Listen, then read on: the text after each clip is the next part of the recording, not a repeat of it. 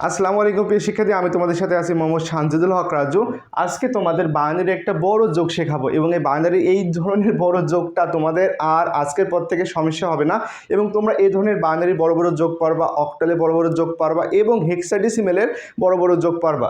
তো চলো আমরা এই বাইনারির যোগটা খুব ভালো করে দেখে নিই এবং সহজভাবে শিখে নিই।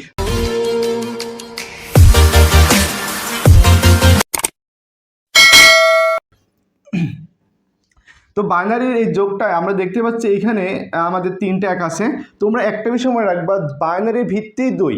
তো বাইনারির ভিত্তি অর্থাৎ আমরা কোনো ডিজিট যোগ করে যখন ভিত্তির বেশি হয়ে যাবে তখন আমরা সবসময় বাদ দিব ওই ভিত্তিটি এবং ভিত্তিটি বাদ দিব দিয়ে এখানে বসাই দিব এবং যতবার ভিত্তি বাদ দিব ততবার আমরা কাউন্ট করব। সেটা কিভাবে হয় একটু দেখি আমরা।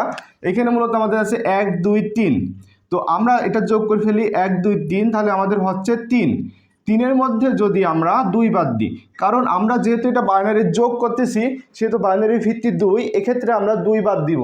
যদি আমরা এটা অক্টালে যোগ করতাম তাহলে আমরা 8 বাদ দিতাম এবং যেটা আমরা এটা হেক্সাডেসিমালে যোগ করতাম তাহলে আমরা বাদ দিতাম 16। তো আমরা 2 বাদ দিয়ে দেখতেছি আমাদের কত থাকে হাতে, আমাদের থাকে হলো 1 থাকে। সে একটা এখানে আমরা বসাই দিলাম। যেহেতু আমি ভিত্তি বাদ দিয়েছি একবার, এই জন্য আমাদের হাতে থাকবে 1। যদি আমরা ভিত্তি বাদ দিতাম 2 বার আমাদের হাতে থাকতো 2। ভিত্তি যদি আমরা বাদ দিতাম 3 বার হাতে থাকতো 3। তাহলে যেহেতু আমরা ভিত্তি বাদ দিয়েছি একবার আমাদের হাতে থাকবে 1। সে একটা আমরা 1কে দিলাম, 1 হয়ে গেল কত, 2 হয়ে গেল। 2 আর 1 3, 3 4 5, তাহলে আমরা পেয়ে গেলাম 5। এখন 5-এর ভিতর আমরা বাদ দিব কত, 2 বাদ দিব। তাহলে 5-এর ভিতর 2 বাদ দিলে আমাদের থাকে 3।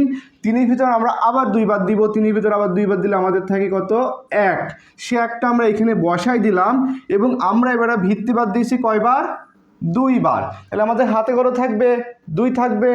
তাই সেই 2টা আমরা এর সাথে যোগ করব, 1-এর সাথে। তাহলে আমাদের কত হচ্ছে, 3 হচ্ছে। 3 আর 1-এ কত, 4। তাহলে 4-এর মধ্যে এবার আমরা কত বাদ দিব, 2 বাদ দিব। তাহলে কত থাকে, 2 থাকে। 2-এর ভিতর আবার আমরা 2 বাদ দিব, তাহলে কত থাকে আমাদের, 0 থাকে। সেই 0টা আমরা এইখানে বসে দিলাম। এবার আমাদের হাতে কত থাকবে বলো তো, হ্যাঁ আমাদের হাতে থাকবে 2, কারণ আমরা ভিত্তি বাদ দিয়েছি 2 বার, এই জন্য আমাদের হাতে থাকবে 2। সেই 2টা আমরা 1কে দিলাম, 1 হয়ে গেল আমাকে 3 4 5। আমরা আবার 5-এর মধ্যে 2 বাদ দিব, থাকবে কত, 3। 3-এর ভিতর 2 বাদ দিব, থাকবে আমাদের 1। সে একটা আমরা বসাই দিব এবং আমরা ভিত্তি বাদ দিয়েছি কয়বার, 2 বার ভিত্তি বাদ দিয়েছি। তাহলে আমাদের কত থাকবে হাতে, 2 থাকবে। সেই 2টা 1কে দিলাম, 1 কত হলো, 3 হলো। 3 আর 1-এ কত, 4 5 6।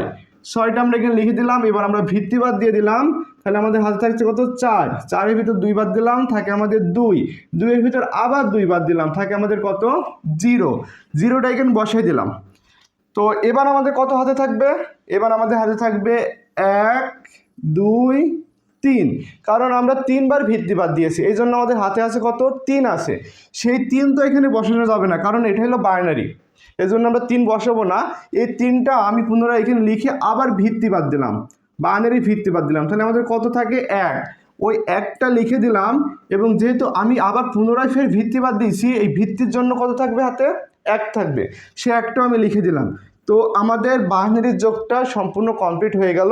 তো এইভাবে যদি আমরা বাইনারির যোগ করি, যে কোনো বড় বড় যোগ আমরা বাইনারির যোগ সহজে করতে পারবো এবং এই পদ্ধতিতে, এই ভিত্তি বাদ দেওয়ার পদ্ধতিতে যে কোনো বাইনারির যোগ, অক্টালের যোগ, হেক্সাডেসিমেলের যোগ খুব সহজে কিন্তু আমরা করতে পারবো। আমি পরবর্তীতে তোমাদের অক্টালের এবং হেক্সাডেসিমেলের এই বড় ধরনের অনেকগুলো যোগ দেখাবো। আশা করি তোমরা সবাই আমার সাথে থাকবা। সবাইকে অসংখ্য ধন্যবাদ। আল্লাহ হাফেজ।